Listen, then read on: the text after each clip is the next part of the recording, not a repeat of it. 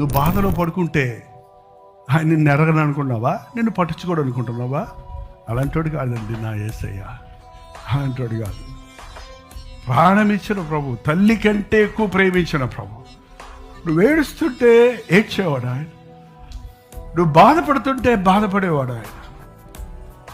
నిన్ను అందరూ ఎగతాళి చేస్తుంటే అందరిలాగా ఎగతాళి చేసేవాడు కాదు, అందరూ వదిలిపెట్టేస్తే వదిలిపెట్టేసేవాడు కాదు.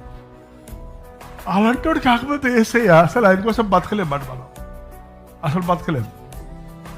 మనుషులు నమ్ముకుంటే లోకంలో బతకలేము, పరిస్థితులు నమ్ముకుంటే బతకలేము, లోకాన్ని నమ్ముకుంటే బతకలేము. ఇంతమంది చేసే మనకుండగా ఎప్పుడు ఆయన్ని విడిచిపెట్టకండి. బాధలో కూడా ఆయనే మనకి సమస్తం, అన్నిటిలో ఆయనే సమస్తం. నిద్రపోతున్నాడికి దేవుడు దూతను పంపించి నిద్ర లేపి, నా బిడ్డ ఆకలితో ఉన్నాడు, నా బిడ్డ నిరుత్సాహంతో ఉన్నాడు, నా సేవకుడు బాధలో ఉన్నాడు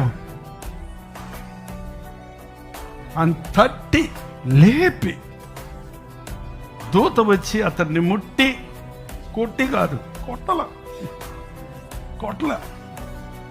అతన్ని ముట్టి మెల్లగా లేపి ముట్టి నీవు లేచి భోజనం చేయమని చెప్పాను.